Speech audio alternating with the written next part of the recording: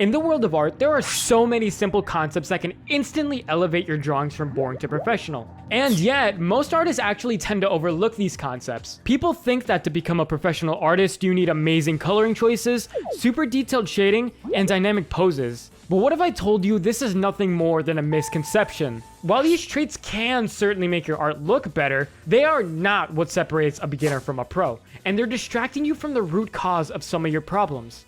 Hey, it's me, your favorite artist you're obviously subscribed to. And today we're going to be digging a lot deeper and talk about common mistakes I see a lot of artists make that you can literally fix right now. The last mistake especially is something that I see literally every single beginner artist do, and I'm so confused as to why. Starting off with the first mistake, we're going to be talking about one of the most essential concepts that you need to learn. From wasting time to ruining your mentality, I cannot stress how important this is, because this is a mistake that has haunted me for my entire career. I want you to look at this amazing picture by my favorite artist. Look at this picture whole.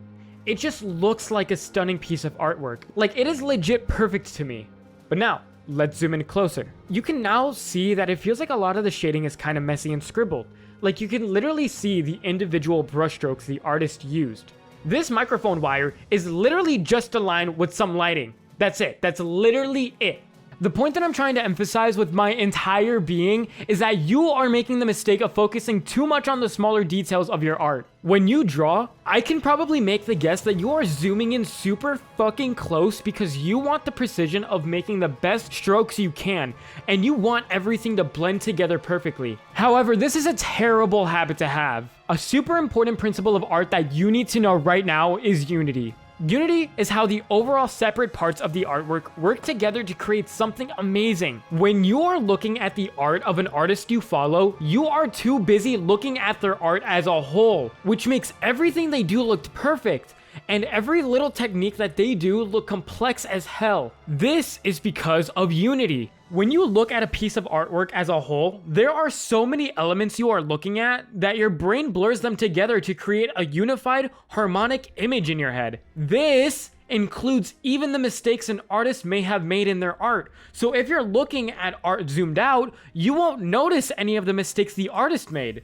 If you zoom into their art, sometimes you can actually notice how rough their art looks and how simple some of their techniques actually might be. On the opposite side of the spectrum, when you are drawing, you are focusing so much on these little details that you will zoom in 1,000% just to replicate them perfectly. If something doesn't look as perfect as you want it to, you will spend a huge amount of time trying to refine it. You are too tunnel visioned on one part of your art piece, and this is a complete waste of time. What is the difference between a super detailed shading clothing fold that took you an hour versus a messy shaded clothing fold that took you 6 minutes when you can barely tell the difference zoomed out? Messy shading or applications of techniques only look messy if you're super zoomed in. Zooming out will help your eye view your piece as a whole, which is how it's meant to be viewed in the first place. And doing this will have all the messy parts just kind of fade in together with the rest of the art piece. This is why you see so many speed paints from professional artists with their canvas zoomed out instead of zoomed in. Viewing your art as a whole helps you tunnel vision less and can even speed up your art process. It can also make you less of a perfectionist, which is what I personally struggle with. If you find your line art also being super pixelated, this is also why. Zooming in to draw these lines is gonna make them look pixelated.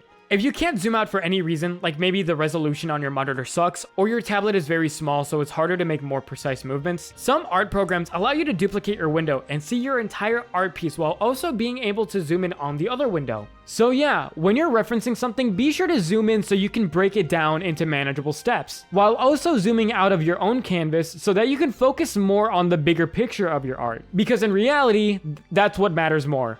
Moving on to the next big mistake, I see a lot of artists who complain that their art looks flat and visually boring. Like there's nothing going on in the art and it just struggles to make an emotional impact on the viewer. If you've ever felt this way about your art, you'll probably attribute it to stuff like your coloring, your shading, or your posing.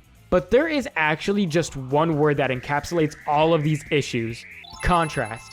Contrast is defined as the pairing of elements that are opposite from one another. Contrast is super important in making your art look interesting because it creates visual excitement and complexity to your artwork. A lack of contrast can make your art appear flat and dull, stripping it of any visual interest and depth that invokes emotion. The best part about this mistake though is that the solution to fixing it is actually so much more easier than you think. You can add contrast to literally any part of your artwork. Contrast doesn't just apply to colors. Yes, while you can find contrast in values like black and white, hue like blue and orange, and contrast and saturation, you can find contrast in places you wouldn't even think of, like posing.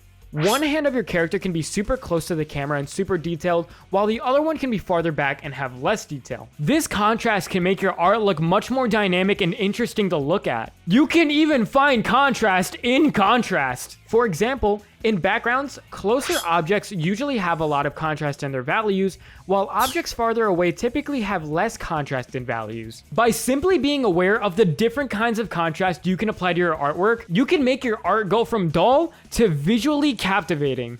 Now that school is starting again, I finally have the motivation to get out of bed. And because my brain is finally doing something other than doom scrolling social media, I find myself wanting to improve more at art. So the first thing I plan to do is work on my art's weakest aspect, my line art. I've recently been taking a class by today's sponsor, Skillshare, to learn more about contours and how I can create amazing art without having to rely on my coloring. Skillshare is the largest online learning community for creatives with thousands of classes led by industry experts across animation, illustration, design, writing, and more. Skillshare can help you take your career, skills, hobbies, passions, or even side hustles to the next level. Like I said earlier, I'm currently taking a class that explores how to create the illusion of volume with simply line work and nothing else. The class is called Drawing with Compelling Contours and Foreshortening by Brent Eviston. Through 7 lessons, he explores different techniques to help you draw more compelling line work that gives the illusion of depth. This so far has seriously helped me with the problems I face in line art, and I couldn't be any more proud of myself for learning so quickly. If you'd like to follow in my footsteps and learn more about line art or anything art in general, check the description and click on the link to receive 1 month free trial of Skillshare. Only the first 500 people who click the link will receive this offer, so get started today. For this next mistake, we're going to be talking about the way you draw your clothing. When you're drawing wrinkles and folds on clothes, what is the first shape that comes to your mind? It's probably bumps and curves, because this is the shape that folds create. So understanding this, you might be tempted to use these shapes while drawing the folds of your clothing. While this is not a bad way of going about it, it can more often than not lead to awkward looking clothing and just kind of ruin the feel of your artwork. A lot of folds seem kind of random and the overall flow of the fabric just seems off. It just makes the texture of your clothing look squishy. This is because of the shapes you're using when you're constructing your clothing. You're using too many organic shapes. Organic shapes are shapes that are made up of curves like this. I also like to call them blobby shapes. Here's another example of one of my Patreon members using organic shapes when it comes to clothing. See how the fabric seems weirdly smooth? The reason this happens is because in real life, fabric tends to create a bunch of bumps and curves, so you assume that clothing should be constructed with bumps and curves in mind. But you're not seeing the bigger picture. Take a look at my shirt.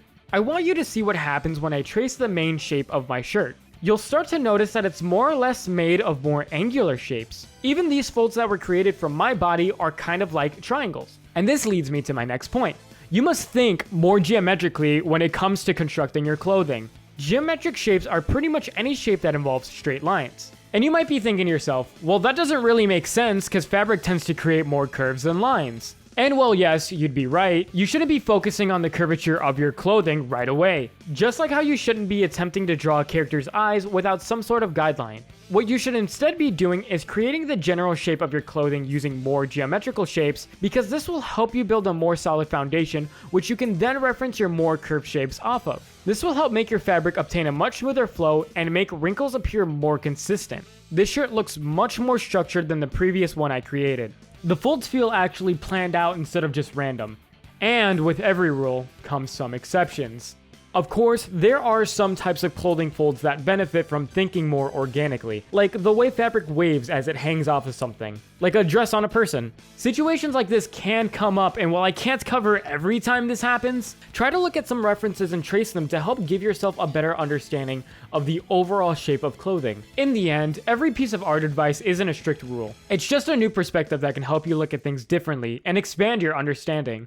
This next mistake is actually kind of related to contrast, and it's something that I want to dig a lot deeper into because it's a mistake that you need to be aware of. The problem I see so much is that it looks like a lot of drawings are stuck to like a 2D dimensional surface. There's nothing that indicates that they're living in a 3D world, and so it just kind of looks like they're made of paper. Here's an example from one of my Patreon members of a full body picture where the character just kind of looks like they live in a 2D dimension. The main thing I want to bring up are these overlapping legs.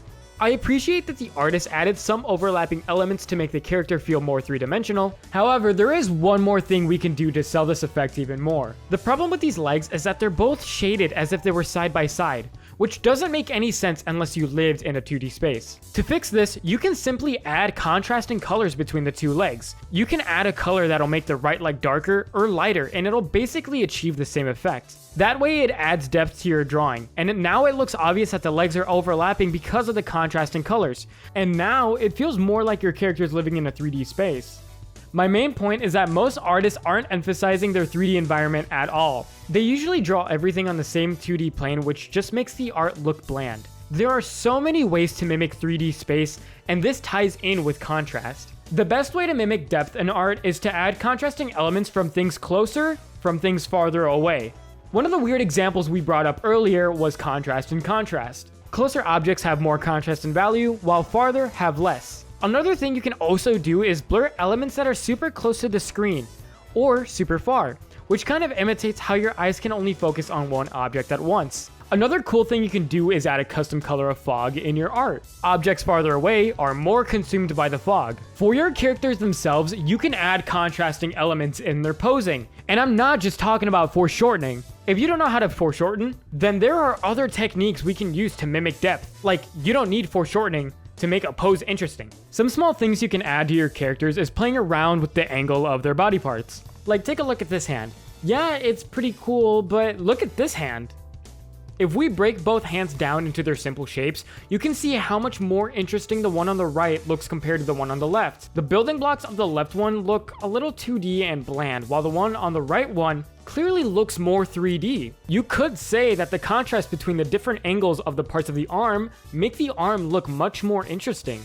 If you're also going to play around with the perspective of your characters, be sure that your clothing is following the curvature of their body parts. There's a lot of times where beginners will draw their guidelines for their arms and they just completely ignore them, which ends up making their body part look completely flat.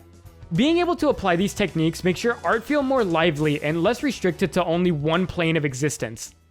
This next mistake is something that I actually see from every beginner artist and even some intermediate artists, and it's kind of confusing.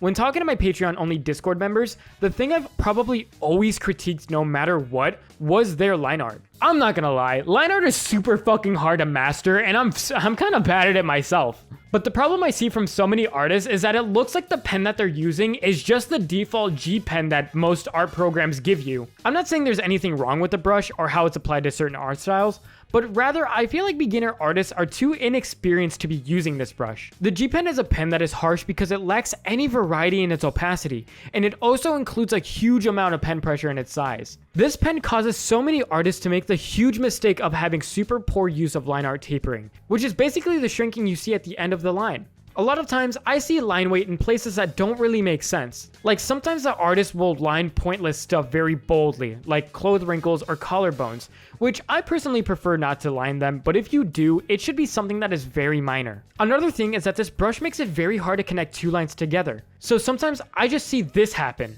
Huge gaps in major shapes, which can be very disorienting to look at. My advice is to experiment with your art program. Try to get a brush with some slight pen pressure affecting its size, but a lot of pen pressure affecting its opacity, with its anti-aliasing set to max as well. This type of brush allows me to connect lines easier, and it feels less harsh if I make a mistake, because of how much softer it looks. And because it lacks some variety in brush size, it also creates more sense of unity in the overall line art.